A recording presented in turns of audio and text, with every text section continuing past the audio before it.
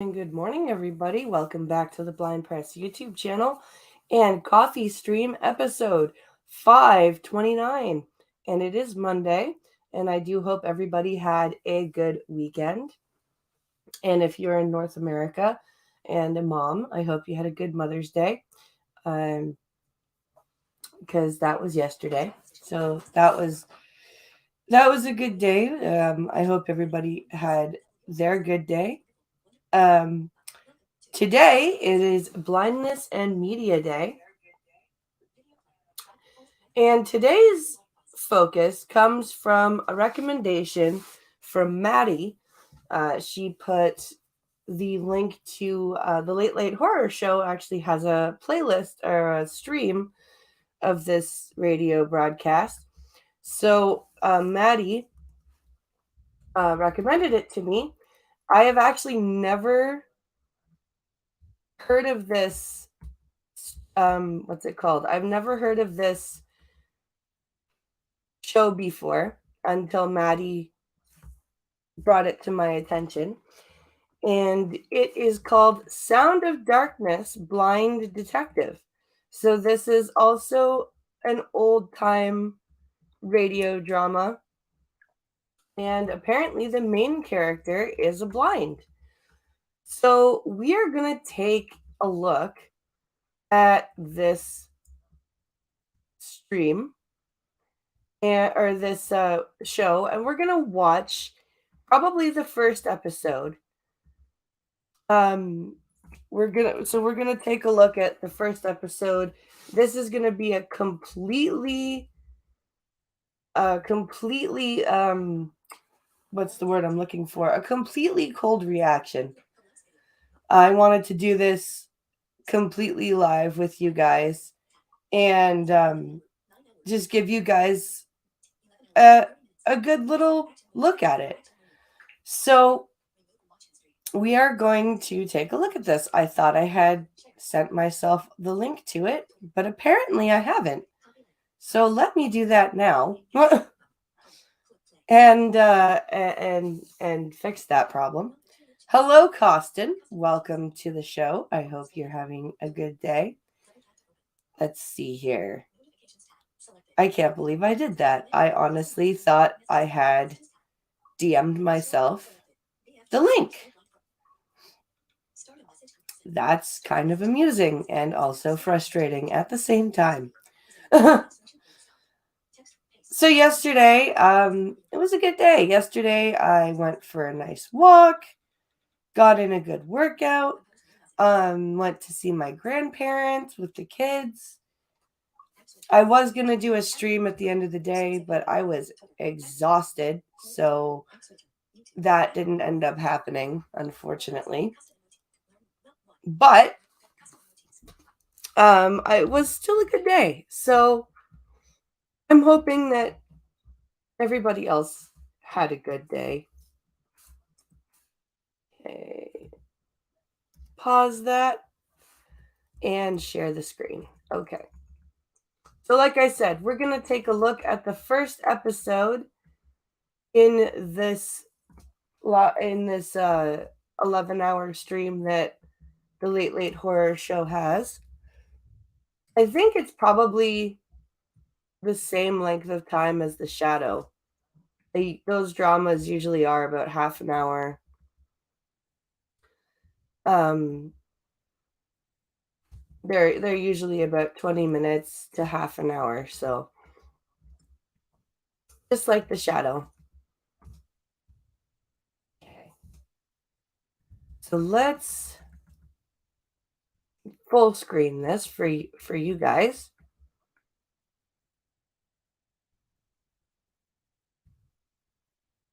There we go. Okay. So this is, like I said, The Sounds of Darkness Blind Detective.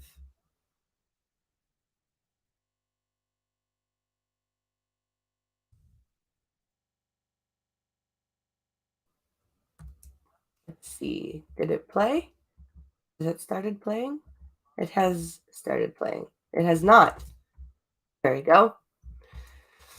I thought it had started playing. Silly me.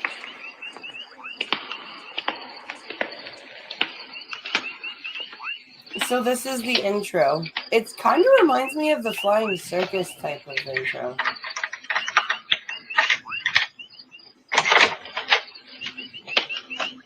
Sounds like a door being unlocked.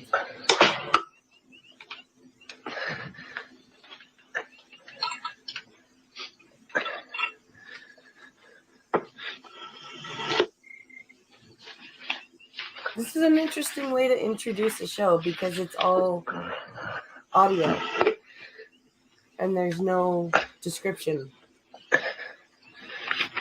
like most radio dramas have. A description, like as the character is doing something. What's going on?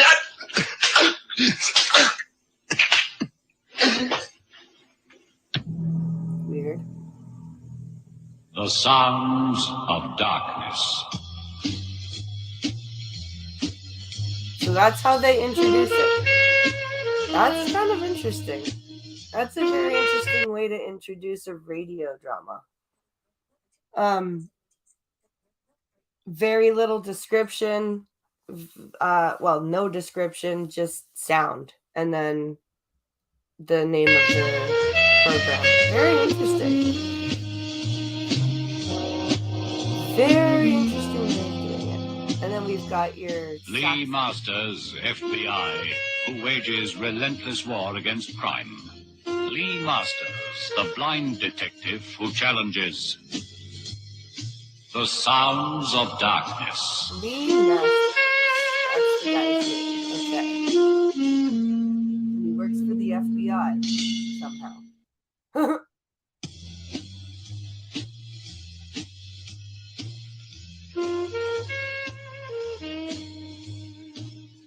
Sounds of darkness. Tonight, the Niemann Principle. So very different from the way that the shadow is produced. This is it so far seems a little bit less over the top. I'm sure we'll get there. This is very interesting.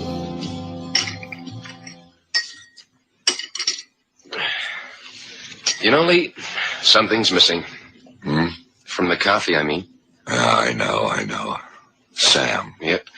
It doesn't taste the same somehow. Boy, will I be glad when she gets back from France.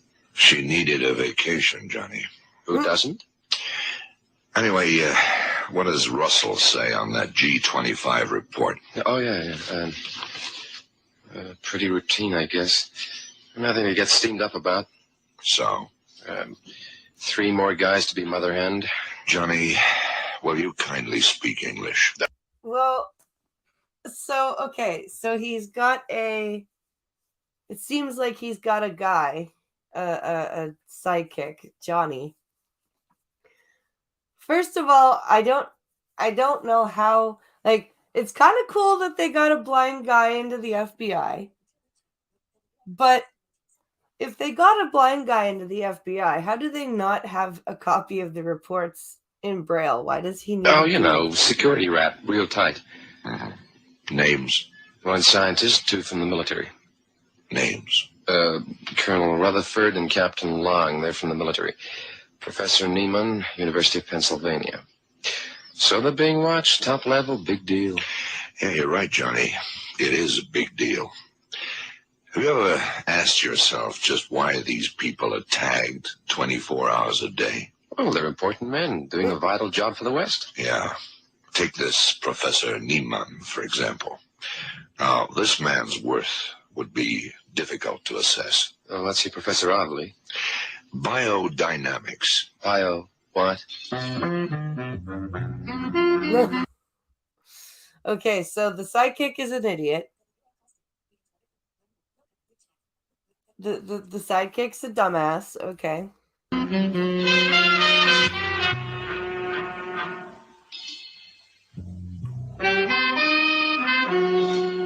A lot more jazzy with Come the in. music. A lot more Dixon Hill Maddy. type of feel. Yes. Professor Neiman. Come in, won't you? Thank you.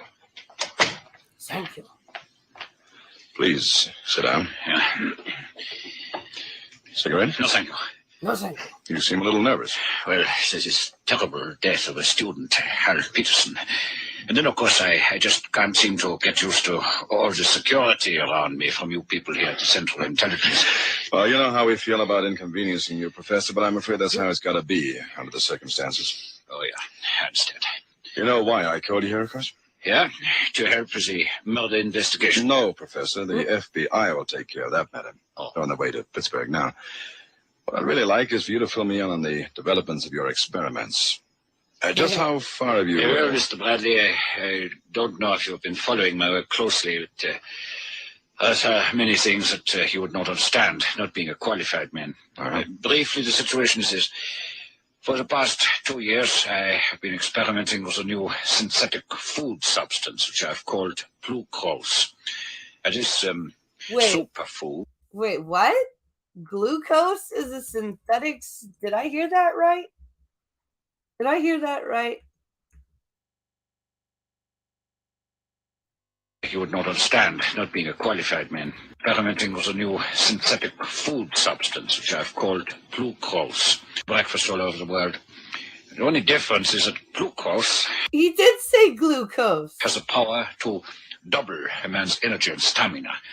You can see for yourself the amazing potential of such a foodstuff, especially where our armed forces are concerned. Most glucose. Oh my goodness. Glucose he is developing, and it's going to be a superfood that's going to make the armed forces super soldiers. So this, Professor, I know already. I'm one of the very few who do, but at what stage now are your experiments? It has been decided, as you probably know, that after my successful experiments with animals, it's now time to go on to human beings, or rather a human being. The Pittsburgh Athletics meeting. Exactly. Such as our testing ground, when our Pennsylvania University meets the University of California on the athletics field. It is proposed that a measured quantity of glucose is administered to one of the athletes from Pennsylvania to observe exactly what the reaction will be. Well, it's been decided then to go ahead with the human experiment. Yeah, I'm sure it cannot be dangerous, even if it fails. I sure hope not. We don't take chances. Have you decided which athlete will be the first to take the glucose? Yes, a young student named Bobby Nichols. He's in excellent shape. As a matter of fact, he is one of the best runners that the university has at the moment, and I think he would be an ideal subject. I see. Well, that seems to be in order. Well, I suppose I must be getting back to my kitchen, if you can call it that, huh? Interesting. Don't worry about anything, Professor. You got the CIA and the FBI in on this. But he's the evil German man. It's the German.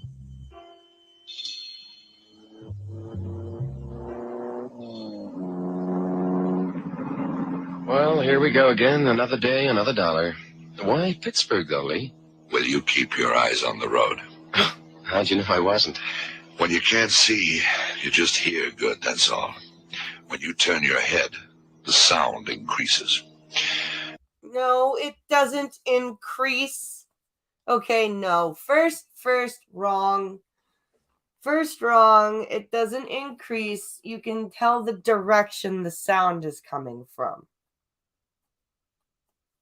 Like when Pincolo is facing the road, and then when he looks at me, the sound of his voice doesn't increase. It changes direction. Come on. Come on. No.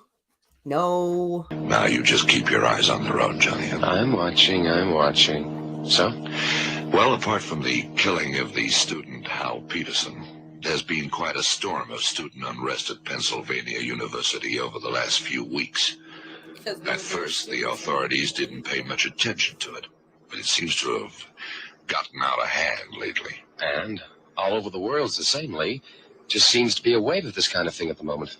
Well, what's this got to do with us? Johnny, the point is that the authorities have now pinned it down to an extremely fractious element of the student community. They feel there's a nucleus of students who are making it bad for the rest.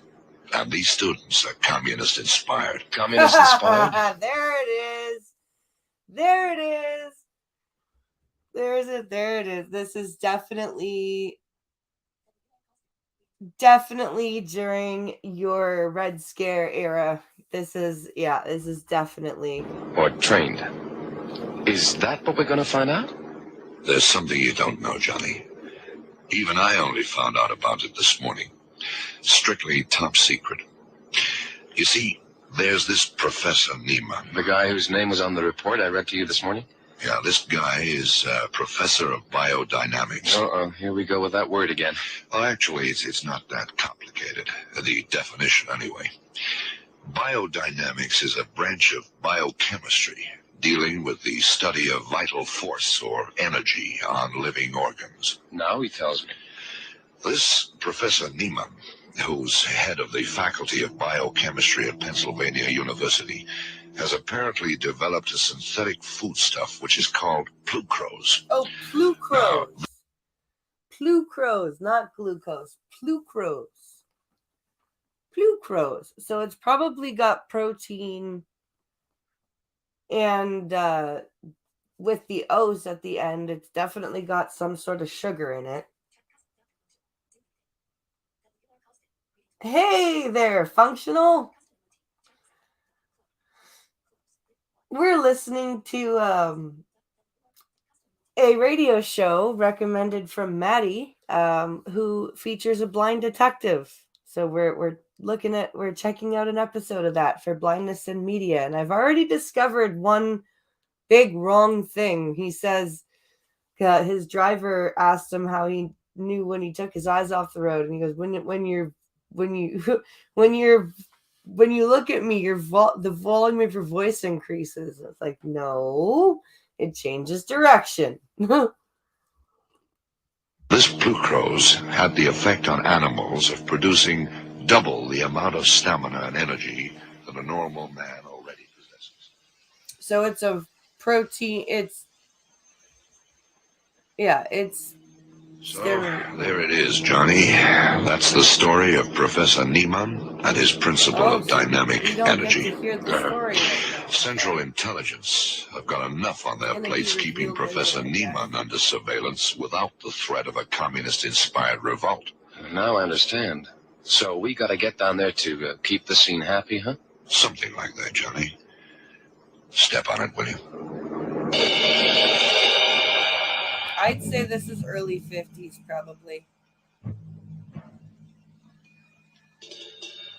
But I'm getting a real Dixon Hill vibes from this. Like, Wally, looks like a particularly nasty killing.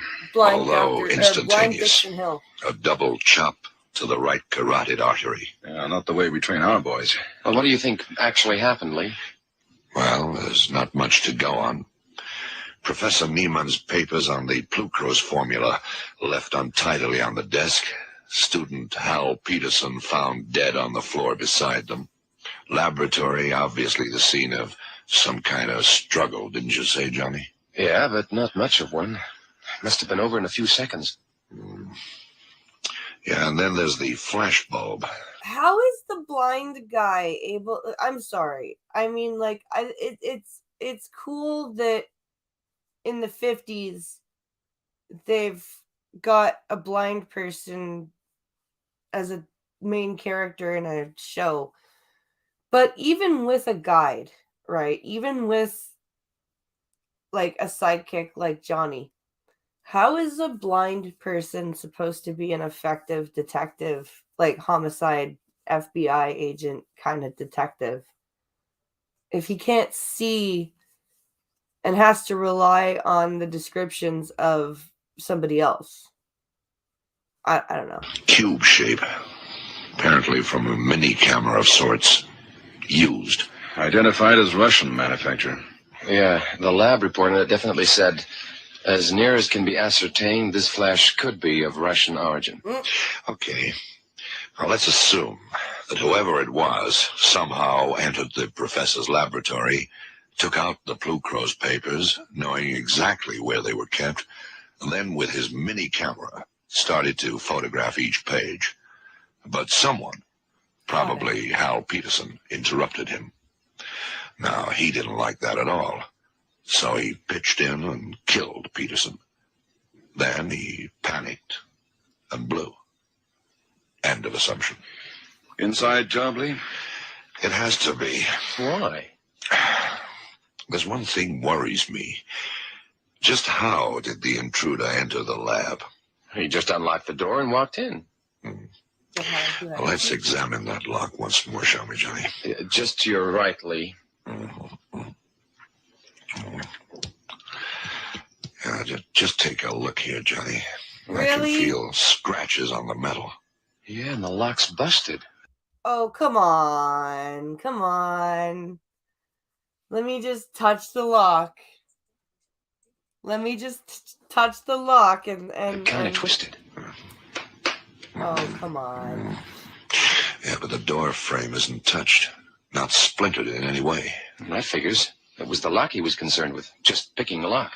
Then why the scratches and the metal all twisted? Oh, I'm with you. If he was just picking a lock, then why the shot it? necessity to twist the metal? To make it look like forced entry. Exactly. This lock was tampered with after entry. In other words, the guy had a key, opened the door, and walked in, as you say, Johnny, in order to make it look good. He tampered with the lock afterwards. Skeleton key? Johnny, the make? It's a Schwanzheiser 5-lever action. 5-lever. You still think it's a skeleton key, Bradley? I guess not. Then it was a duplicate, huh? Or the original key itself. What? I could see where this is going. It's very obvious. He's a German guy. This is during the communism scare. It's the German.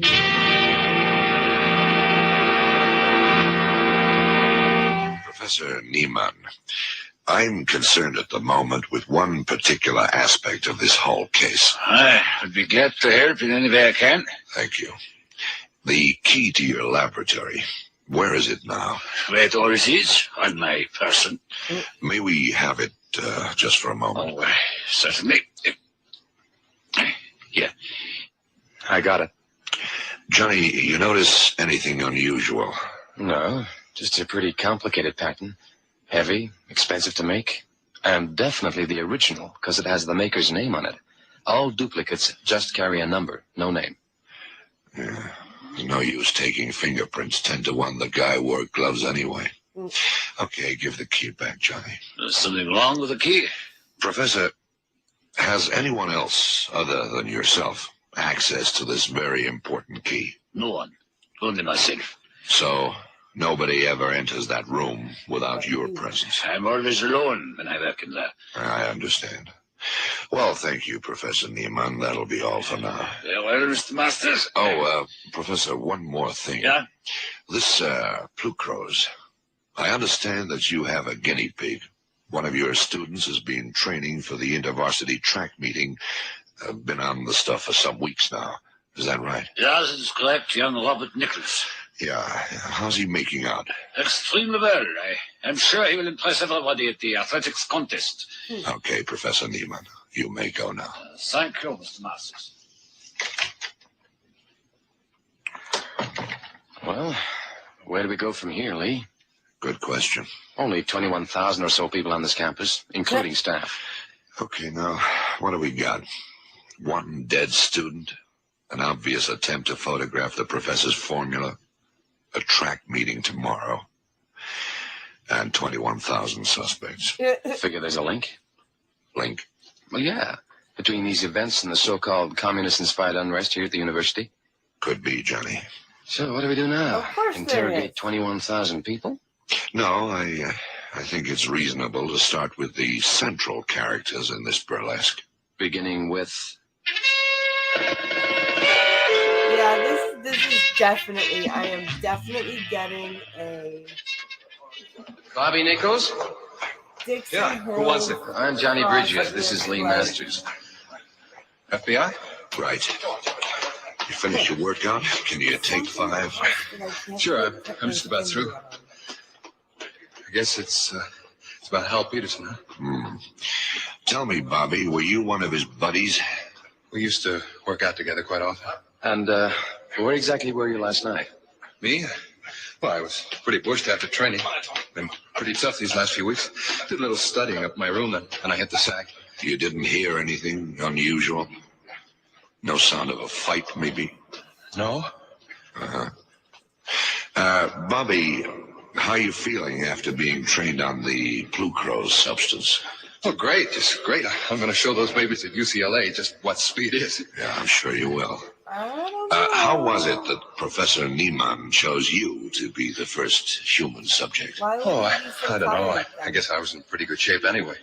I don't mind. Kind of fun, really. No side effects. Where you from, Bobby? Seattle, Washington. Long way from Pennsylvania. How come? Oh, well, you see, I'm studying cosmonautics, and... How's that again? Huh? Oh, that's the science of aerial navigation in space. You were saying, Bobby? Yeah, well, that's why I'm here at Pennsylvania University. Seattle's not so good for that sort of thing. Besides, it was all full up. At Washington University, I mean. Who's in your team in the relay race tomorrow? Well, there's a guy named Maddox. He runs first, then he hands over to Bennett. Bennett takes it to, well, it was going to be Hal Peterson, but now it'll be Jim O'Grady. So you're the final burst man, the fourth runner? That's right. It's got to be that way. It's the final stretch that counts. Okay, Bobby, that'll be all. You better go back to training. You want to be fit for tomorrow, remember? Yeah, thanks, Mr. Masters. I do You find this want any help, interesting, you know where to Charles, come. and they give the Bye, cinema Mr. Bridges. full- Ciao.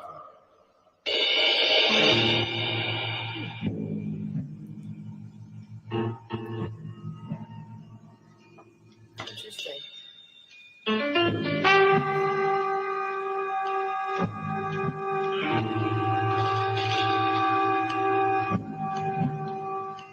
I do kind of like the music too.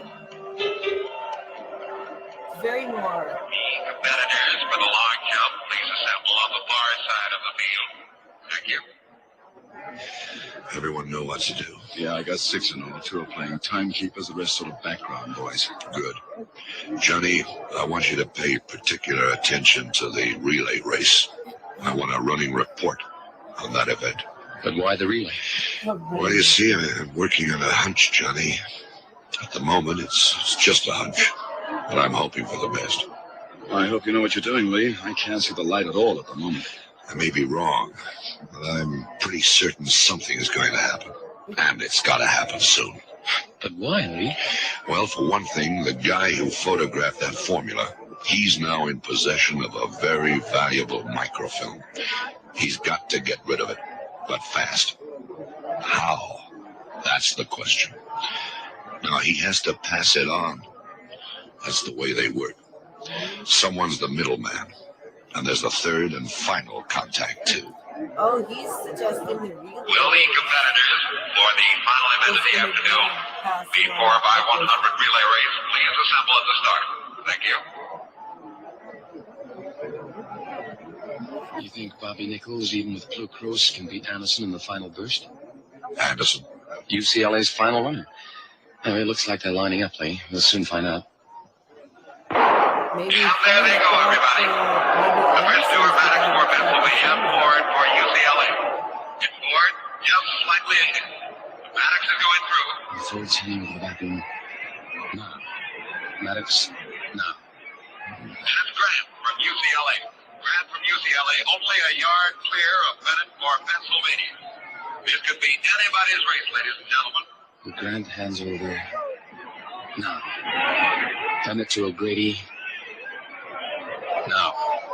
Grant has just handed over to Richards of UCLA, and the gap has widened with O'Grady for Pennsylvania about 3 yards behind. Now, a lot is going to depend on Nichols if Pennsylvania want to take the shield. Richards is handing over to Anderson. Now. Here comes O'Grady. Now. Anderson's going ahead slightly in this final burst. Nichols, he's catching Anderson. Yes. I've never seen anything like this in 20 years. It's Nichols. Nichols, he's up to Anderson. He overtakes Anderson without any effort at all. Anderson seems to be standing still. It's Nichols all the way. Bobby Nichols of Pennsylvania University has won this race in what must be record time.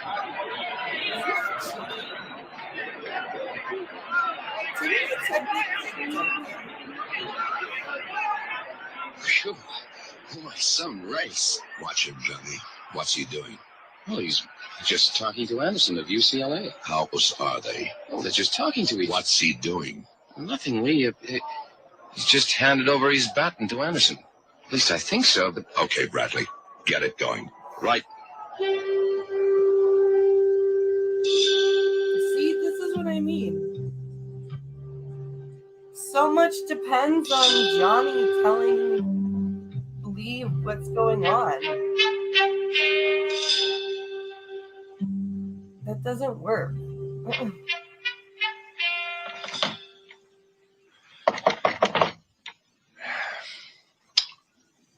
Call him, Johnny. Professor Neiman? Professor Neiman?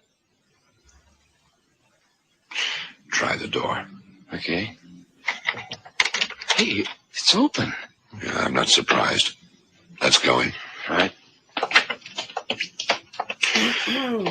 Well, Johnny, what do you see? Wow, what a mess. Bottles, jars all over the place. Hey, what's that? There's been a fire here. Yeah. Papers. Burnt. The Blue Crow's formula. I don't know, Lee, but someone's... Gee. What is it, Johnny? The professor, under the bench. Dead? He's dead. I'll say. Head nearly blown off. There's a revolver in his hand. Suicide? Nope. That's what I was afraid of. A suicide that looks murder. Let's start at the beginning, shall we? Professor Neiman discovers Blue Crows here at Pennsylvania University. Now, this is dynamite. He knows it. We know it. And so do the Russians. Or at least they don't right off. The Russians, like the Chinese, are very thorough when they go in for subversive activity. This Bobby Nichols, to all intents and purposes, is a clean, good-living, all-American boy from Seattle. But in reality, he's as Russian as vodka. Trained in Russia? Not only trained, he is Russian. Brainwashed and fitted out with a new psyche, a new personality, a new background. They get him into the States with a whole history built in, even with parents for good measure. His job? To create unrest among the students of the university. Wow. Yeah, there may be 100 other such Bobby Nichols scattered around campuses all over America. Now, the thing is that there was stuff like this going on, but I wonder how much of it was true and how much of this is like propaganda. It's very interesting. And like that, this is a very interesting historical perspective, and it's very much more blatant. It's not as subtle as say like The Shadow or other stuff. This is pretty like commies are bad. See, look, like it's wow. But how did he find out about Blue Crows? I mean, it was supposed to be top secret. He found out the same way he got into Professor Neiman's laboratory. And that was the one thing worrying me. Now, as you know, Nichols won't talk. He just clammed up. But we can be pretty certain that Neiman not only told him about Blue Crows, but actually gave him the key of his room. Gee, but why? Scientists are a strange breed, Johnny. To them, science crosses the boundaries of mere politics. So Neiman was a double agent. Not strictly, Bradley. He wasn't working for the Russians and the Americans. He let it be known among foreign embassy circles that he was interested in sharing his scientific discoveries with any country. Yep. China, too, if necessary. Yeah, the Russians soon put Nichols onto him. And they formed an alliance. Right. Now we come to the athletics meeting between Pennsylvania and California universities. If you recollect, Johnny, during my interrogation of Nichols, he made a perfectly innocuous slip. He said he was majoring in cosmonautics. Do you know the difference between astronauts and cosmonauts? Oh, yeah, Lee. We Americans call spacemen astronauts, but cosmonauts is what they're called in Russia. Yeah, precisely. I assumed Nichols was the guy we were looking for and who'd killed Peterson, but I couldn't prove it. Then at the sports meeting, I knew something had to happen, and it did. When you told me that Nichols was talking to Anderson at the end of the relay race and then handed over his baton to Anderson, that's when your boys jumped in, Bradley. Gee, what a place to hide microfilm. And a batten yet. Anderson was the third man. Oh, he was an ideal contact, living in at the University of California. Berkeley, near San Francisco, right on the coast. And from the coast over the seas to the Soviet Union or anywhere. Yep. So Professor Neiman panicked when he saw what went on with the baton and shot himself. So I guess that takes care of that. Well, we've still got the microfilm, Johnny.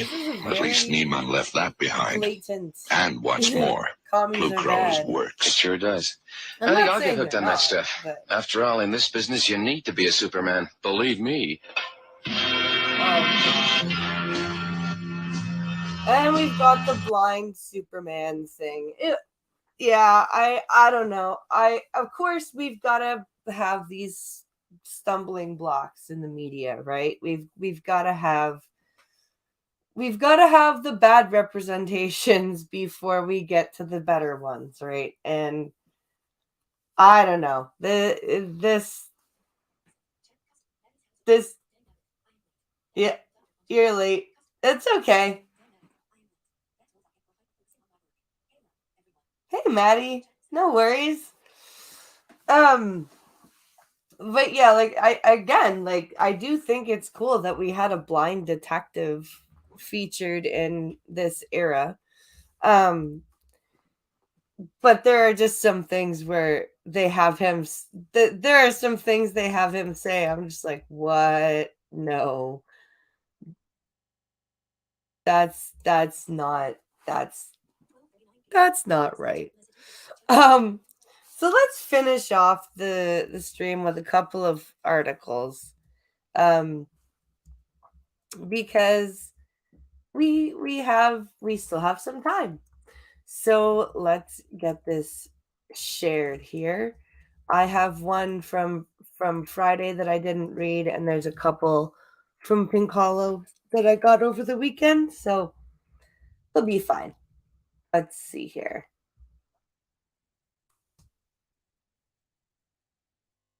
Oh my goodness, my stupid back hurts. Okay. So we're still dealing with the ridiculous overreaction to... Hey, don't be sorry. It's good to see it.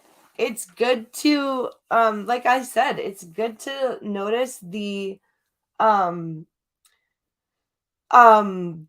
inaccurate representations just as much as the accurate ones, because like I keep saying, we can't get to accurate representations of anything without the inaccurate ones first, right?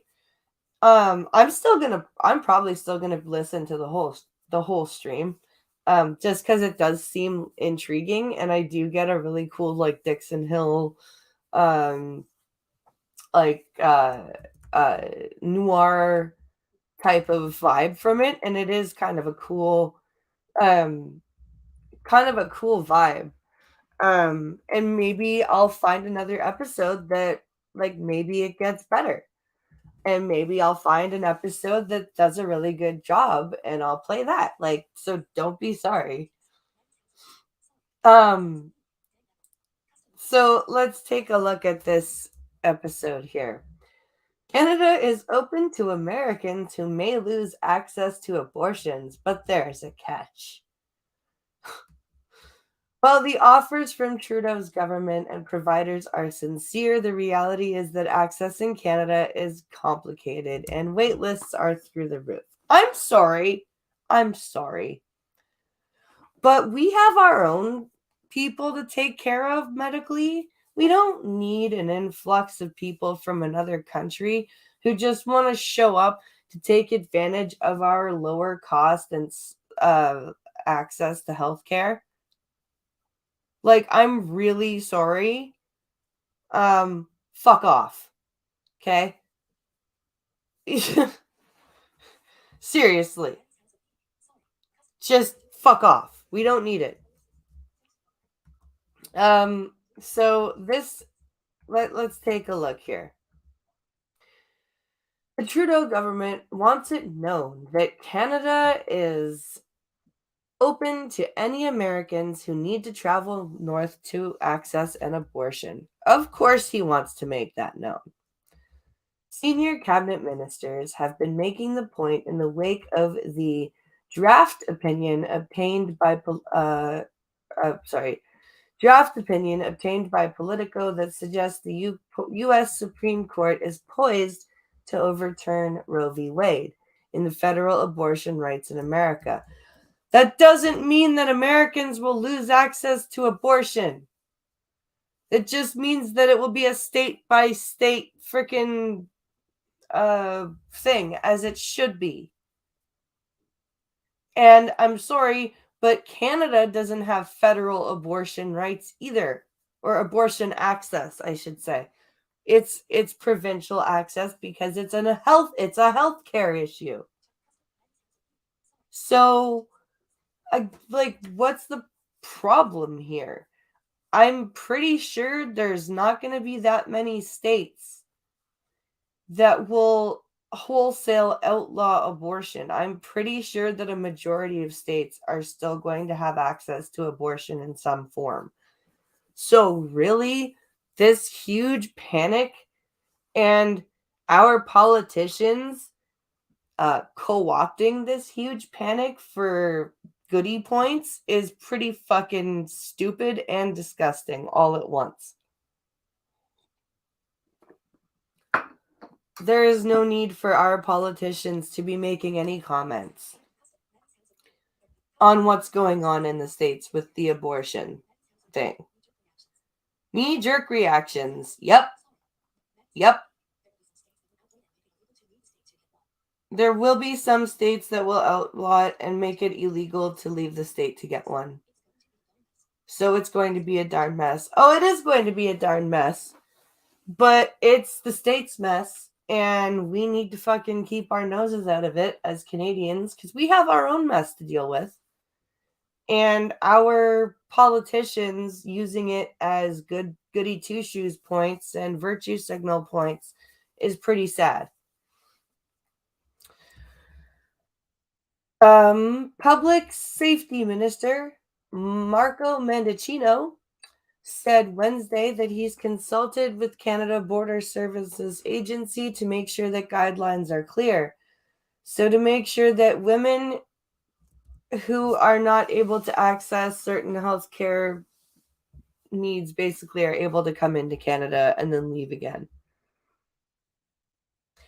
Political reaction in Canada to the draft Supreme Court opinion has been swift, with no shortage of posturing. Americans have always been free to travel to Canada for medical care, for example. Yeah, they have. And again, it's I mean, we've been free to travel between our borders for medical care, but yeah, I don't know. I'm going to have to go back to my news channel and break down the bills. Yeah.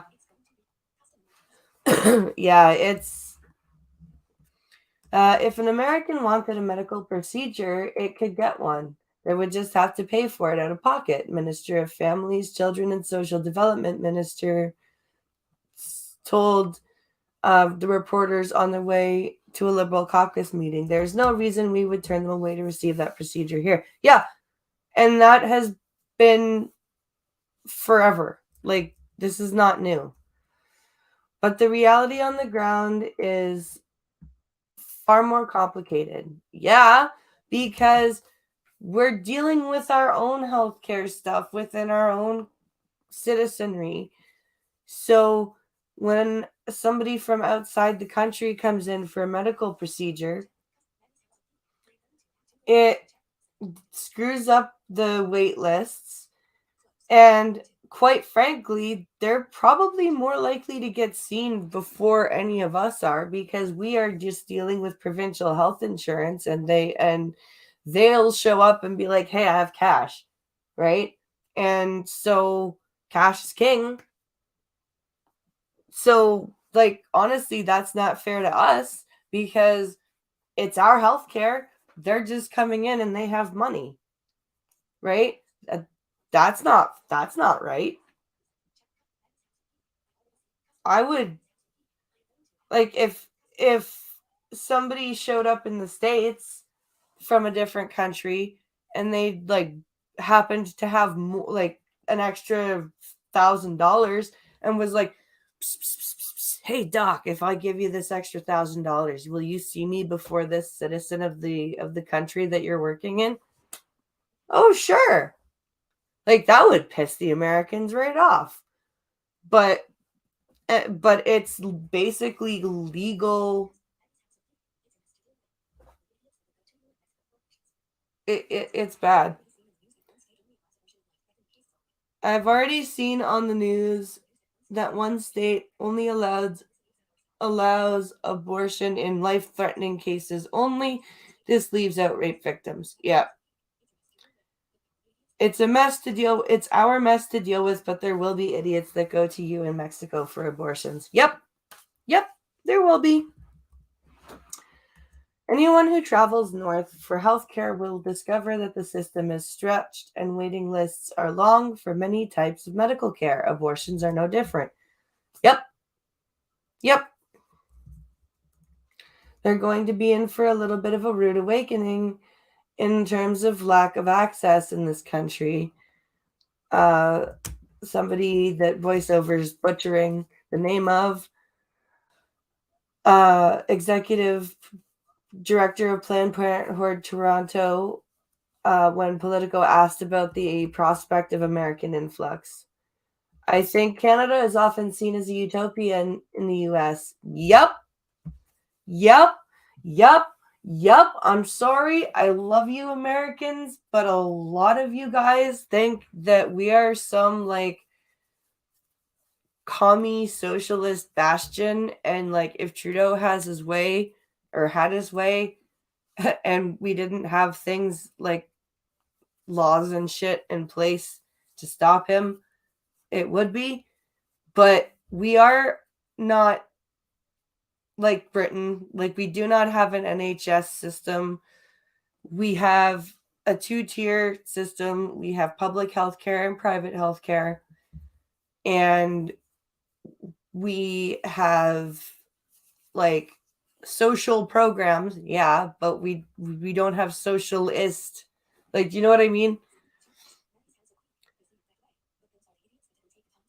And they see a lot of like Canadian, or like, we are not the utopia that a lot of Americans think we are. And unfortunately, I'm sorry, I hate to say it, but fucking Canadian, right-wing Canadians, like fucking what's her face? Lauren what's her face? Chen. I think it's Lauren Chen, not Lauren Southern. Yeah, it was Lauren Chen. When Lauren Chen said that she had no choice but to go to the States for her dad's cancer, because the Canadian healthcare system was like, quote, killing him.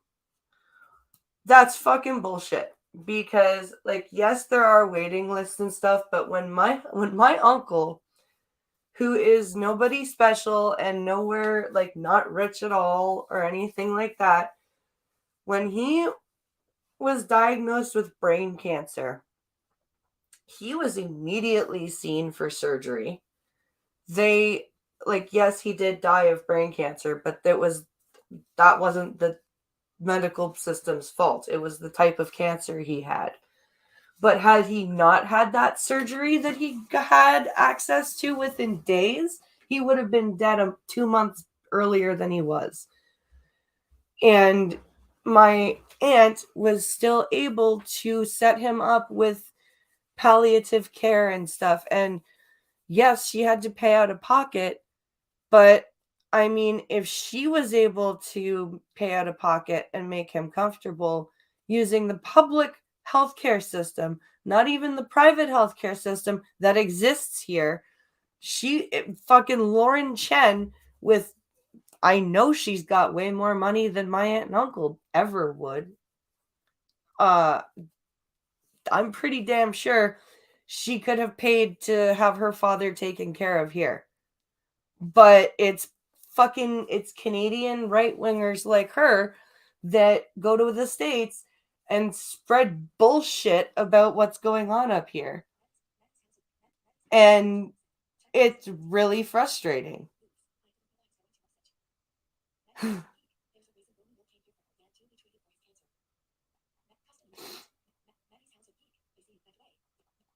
No, roaming millennial completely had no, like, she didn't have to come, like, she chose to go to the States to get faster access, right? But that was a choice. It wasn't like she didn't have an option to access private medical care here. They just had the ability financially to weigh their options and pick a treatment center in the States, right? That doesn't mean that there isn't very, very good cancer treatment here. And for her to make it sound like the Canadian healthcare system is some third world / NHS style system when she went to the States was very frustrating for me. And to use her dad like that to further her dishonesty, I was like, wow, fuck you. Fuck, just straight up fuck you, roaming millennial. You are.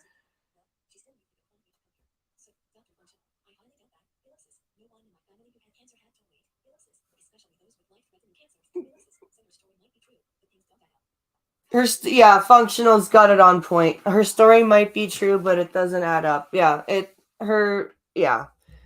Life-threatening cancers, like my uncle had severely life-threatening cancer, and his life was prolonged by 2 to 3 months by life-saving surgery he got within a week. Like, when you have cancer up here, they don't fuck around, and there are very good world-renowned cancer hospitals up here that are both private and public, and she definitely could have had access here. She didn't have to go to the States, and she certainly, if she needed to go fund me to go, I that makes it even worse. Like, she didn't have to fundraise to go.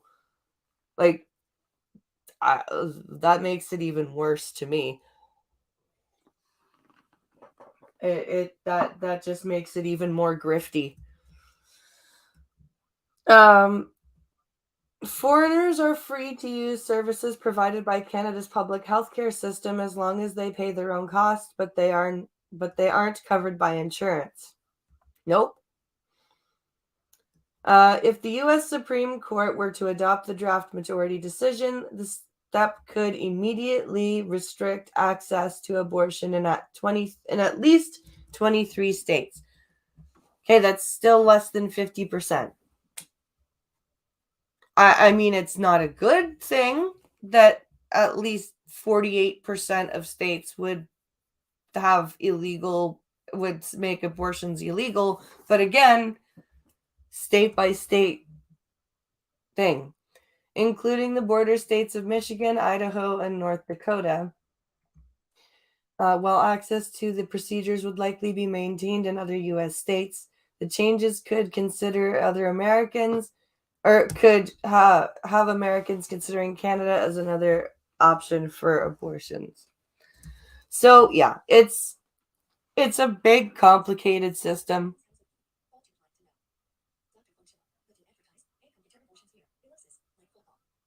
But to advertise, hey, come get your abortions here.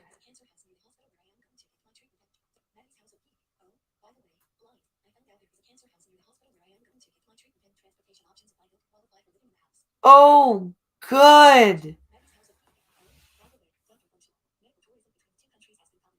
Medical tourism between the two countries has been commonplace for the long time. Yeah.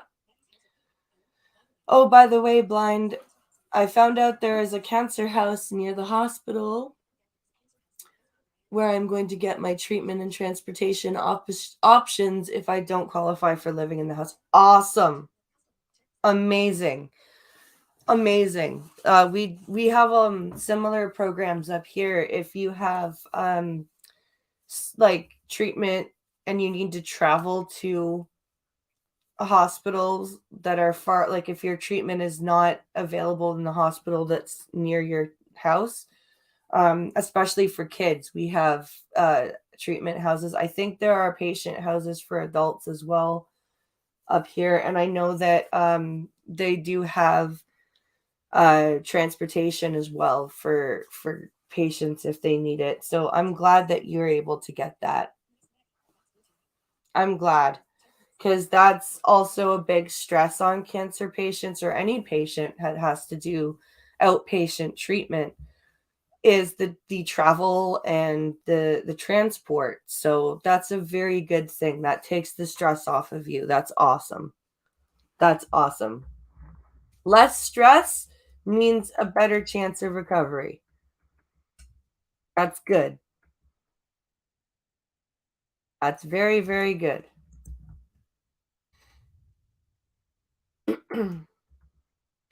Less stress on Maddy, the better. Let's see. I've earned another hour towards my... Oh, good. Oh my goodness. And that brings us to the end of this Monday's coffee stream. And I hope you guys have a wonderful rest of your day. I will be on Twitch tomorrow night around 9 o'clock to 9:30. I'll be practicing for my Con of the Hill first to 5 match, which will be on my friend Rattlehead's channel. At probably at about 10:30ish, maybe 10:15. But I will also be recording the set. So come by. And this week is Canadian Wednesday. And I think we'll be talking a lot of Ontario politics this week. So come and see that. And of course, Thursday morning again for Twitch. So thank you for watching, guys. Have a great rest of your day. And I will see you later. Bye, guys.